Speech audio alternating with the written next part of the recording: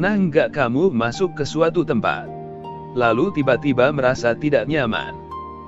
Padahal tempatnya terlihat biasa saja. Tidak ada yang aneh. Tidak ada yang berbeda. Tapi hati seperti memberi tanda. Seolah ada yang tidak cocok. Kalau kamu lahir di weton pahing, perasaan itu bukan tanpa alasan. Menurut kepercayaan leluhur, ada tempat-tempat tertentu yang sebaiknya tidak kamu masuki, terutama di waktu-waktu tertentu. Bukan karena terlihat menyeramkan, tapi karena ada sesuatu yang tidak kasat mata, yang bisa mempengaruhi dirimu.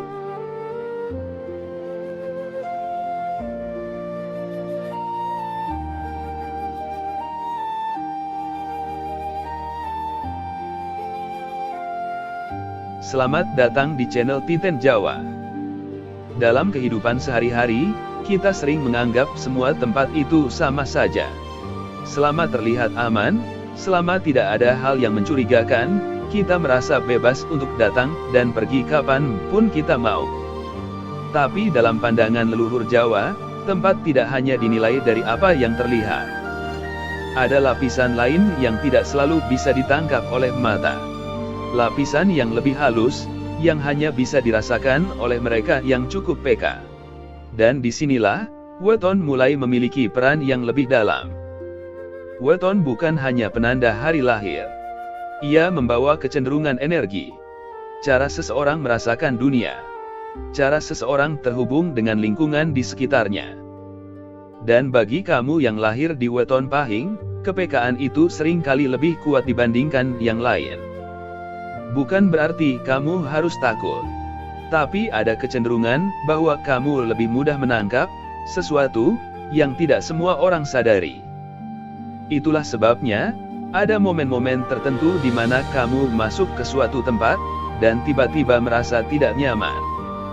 Padahal secara logika, semuanya terlihat normal. Tempatnya biasa saja. Tidak ada kejadian aneh. Tidak ada tanda bahaya. Tapi hati seperti memberi sinyal. Perasaan jadi tidak tenang. Pikiran seperti tidak fokus. Dan ada dorongan halus untuk segera pergi. Banyak orang mengabaikan hal ini.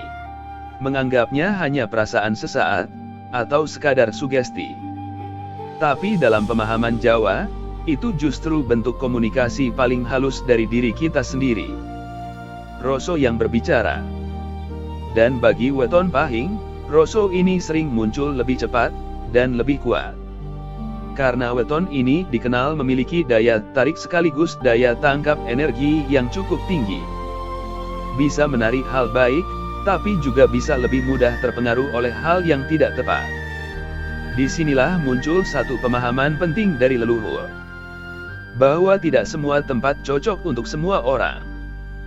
Dan tidak semua waktu aman untuk berada di tempat tertentu. Ada waktu di mana suatu tempat terasa biasa saja.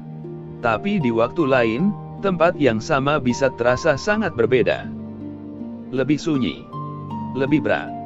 Lebih penuh dengan sesuatu yang tidak terlihat.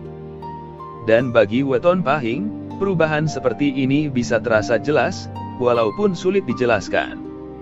Kadang kamu tidak tahu kenapa. Tapi kamu bisa merasakannya. Dan justru disitulah, kamu sedang diuji. Apakah kamu akan mengabaikan perasaan itu? Atau mulai mendengarkannya? Karena seringkali, masalah bukan datang karena kita tidak tahu. Tapi karena kita tidak mau sadar. Leluhur tidak melarang tanpa alasan. Mereka tidak mengatakan, jangan, hanya untuk menakut-nakuti. Tapi karena mereka memahami, bahwa ada hubungan antara manusia, tempat, dan waktu. Tiga hal yang saling terhubung, walaupun tidak selalu terlihat jelas. Tempat menyimpan jejak. Waktu membawa perubahan. Dan manusia, adalah penerima dari semua itu. Bagi sebagian orang, mungkin tidak terlalu berpengaruh. Tapi bagi weton pahing, efeknya bisa lebih terasa. Karena kamu tidak hanya hadir secara fisik di suatu tempat, tapi juga secara batin. Dan ketika batin berada di tempat yang tidak selaras, maka dampaknya tidak selalu langsung terlihat, tapi bisa muncul pelan-pelan. Dalam bentuk rasa tidak nyaman, dalam bentuk pikiran yang kacau, atau bahkan dalam bentuk perubahan arah hidup yang tidak disadari. Inilah yang membuat leluhur memberi pengingat bahwa ada tempat-tempat tertentu yang sebaiknya dihindari. Bukan karena tempatnya buruk, tapi karena tidak cocok dengan energi yang kamu bawa. Dan lebih penting lagi, ada waktu-waktu tertentu di mana tempat itu menjadi lebih peka, lebih terbuka, lebih aktif. Dan di waktu seperti itu, kehadiranmu bisa menjadi tidak seimbang. Bukan hanya untuk tempat itu, tapi juga untuk dirimu sendiri. Disinilah pentingnya Eling. Bukan sekadar tahu, tapi benar-benar sadar. Sadar bahwa tidak semua yang bisa kita datangi, harus kita datangi. Sadar bahwa tidak semua yang terlihat aman, benar-benar selaras. Dan sadar bahwa perasaan halus dalam diri kita seringkali lebih jujur daripada apa yang kita pikirkan. Weton Pahing tidak ditakdirkan untuk hidup dalam ketakutan, tapi untuk hidup dengan kepekaan. Dan kepekaan itu bukan untuk diabaikan, tapi untuk dijaga. Karena dari situlah kamu bisa tahu mana yang sebaiknya didatangi dan mana yang sebaiknya ditinggalkan. Sekarang kita masuk ke bagian yang sering dibicarakan secara halus oleh leluhur, tentang tempat-tempat yang sebaiknya dihindari oleh Weton Pahing, terutama di waktu tertentu. Bukan karena tempat itu selalu buruk, tapi karena ada momen di mana energinya tidak selaras dengan dirimu. Yang pertama, tempat sepi yang jarang dilalui orang, terutama saat menjelang malam. Secara kasat mata, ini hanya tempat biasa.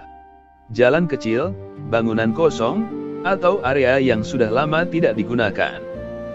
Tapi saat hari mulai gelap, suasana berubah. Lebih sunyi, lebih dingin. Dan bagi Weton Pahing, sering terasa berbeda. Kadang kamu merasa seperti diawasi. Kadang langkah jadi tidak nyaman. Dan anehnya, hati seperti ingin cepat pergi. Kalau dipaksakan, biasanya efeknya tidak langsung. Tapi setelah pulang, pikiran jadi tidak tenang. Tidur terasa gelisah. Seperti ada yang ikut terbawa, walaupun kamu tidak tahu apa. Yang kedua, tempat yang terlalu ramai, tapi penuh tekanan emosi. Banyak orang mengira tempat berbahaya itu selalu sepi. Padahal tidak selalu. Ada tempat yang ramai, tapi dipenuhi emosi berat. Tempat pertengkaran. Tempat penuh amarah. Atau suasana yang tegang dan tidak nyaman. Bagi Weton Pahing, ini justru bisa lebih melelahkan. Karena kamu menyerap lebih dari sekadar suara. Kamu menyerap rasa di dalamnya. Setelah dari tempat seperti ini, biasanya badan terasa capek, walaupun tidak banyak aktivitas. Pikiran penuh, hati tidak enak, dan sulit kembali ke kondisi tenang. Yang ketiga, tempat yang memiliki jejak lama. Ini yang paling halus. Tempat yang mungkin terlihat biasa, tapi menyimpan banyak cerita. Rumah lama yang kosong. Bangunan yang jarang dihuni. Atau tempat yang pernah menjadi saksi banyak kejadian. Tidak semua orang bisa merasakannya. Tapi bagi Weton Pahing, kadang ada sensasi yang muncul. Seperti suasana yang terlalu sunyi. Atau rasa berat yang tiba-tiba datang. Dan kalau berada terlalu lama di situ, hati bisa ikut tidak stabil. Yang keempat, waktu-waktu tertentu yang sebaiknya dihindari. Bukan hanya tempat, tapi waktu juga berpengaruh. Menjelang tengah malam, saat peralihan hari, atau waktu di mana suasana sudah benar-benar hening. Di waktu seperti ini, energi di sekitar tidak sama seperti siang hari. Lebih terbuka, lebih halus. Dan bagi Weton Pahing, ini bisa terasa lebih kuat. Kalau kamu berada di tempat yang tidak cocok, di waktu seperti ini, efeknya bisa berlipat. Perasaan tidak nyaman jadi lebih jelas. Pikiran lebih mudah terganggu. Dan kadang, mimpi pun ikut berbeda. Yang kelima, masuk ke tempat tanpa kesiapan batin. Ini yang paling sering terjadi. Kamu masuk ke suatu tempat tanpa benar-benar sadar. Tanpa memperhatikan perasaanmu sendiri. Padahal sebelumnya, sudah ada tanda halus. Seperti ragu. Seperti tidak ingin. Seperti ada yang menahan. Tapi kamu abaikan. Dan saat sudah masuk, baru terasa tidak nyaman. Bagi weton pahing, ini penting. Karena Roso sering memberi tanda lebih dulu. Dan saat tanda itu diabaikan, kamu seperti membuka diri pada sesuatu yang tidak sepenuhnya kamu pahami. Dari semua ini, sebenarnya bukan tentang tempat mana yang menyeramkan. Tapi tentang mana yang selaras, dan mana yang tidak. Karena tidak semua orang akan merasakan hal yang sama. Tapi bagi kamu yang lahir di weton pahing, kepekaan itu adalah bagian dari dirimu. Dan saat kamu mulai peka, kamu akan tahu kapan harus mendekat, dan kapan sebaiknya menjauh. Tanpa perlu dijelaskan panjang lebar. Karena Roso sudah lebih dulu berbicara. Pada akhirnya, semua ini bukan untuk membuatmu takut melangkah.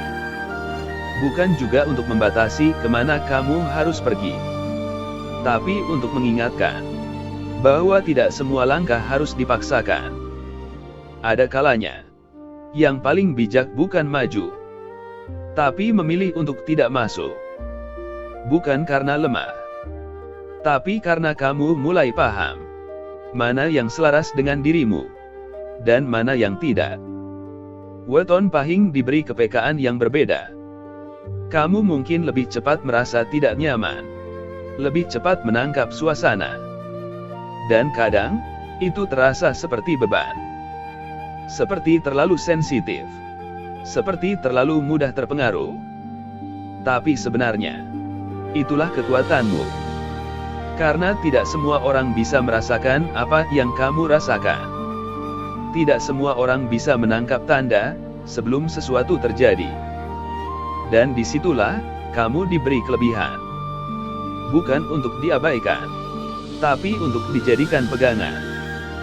Saat kamu mulai eling, kamu tidak lagi asal melangkah. Kamu mulai memperhatikan rasa. Mulai mendengarkan tanda-tanda kecil. Mulai sadar bahwa tidak semua tempat harus kamu datangi. Dan anehnya, semakin kamu menjaga diri seperti itu, hidup justru terasa lebih ringan. Kamu tidak mudah lelah, tidak mudah bingung, tidak mudah kehilangan arah. Karena kamu tidak lagi memaksakan diri berada di tempat yang salah. Hidup ini bukan tentang seberapa banyak tempat yang kamu datangi, tapi tentang seberapa tepat kamu berada di tempat yang seharusnya. Dan itu tidak selalu bisa dijelaskan dengan logika, tapi bisa dirasakan oleh hati yang cukup peka. Kalau suatu hari kamu masuk ke sebuah tempat, lalu hati terasa tidak nyaman, jangan langsung dilawan. Coba diam sejenak. Rasakan. Kalau memang tidak selaras, tidak apa-apa untuk mundur. Karena kadang, langkah kecil untuk menjauh justru menyelamatkan banyak hal yang tidak terlihat. Weton pahing tidak ditakdirkan untuk hidup dalam rasa takut, tapi untuk hidup dengan kesadaran yang lebih dalam. Kesadaran bahwa setiap tempat punya rasa, setiap waktu punya suasana, dan setiap diri punya batas yang perlu dijaga. Saat kamu bisa menjaga itu, kamu tidak hanya menjaga dirimu, tapi juga menjaga arah hidupmu, agar tetap berjalan dengan tenang, lebih tentrem, lebih jelas, dan lebih selaras. Terima kasih telah menyimak, nantikan kelanjutan dari pembahasan ini. Semoga hidup kita selalu selaras dengan irama alam semesta. Jangan lupa like dan subscribe.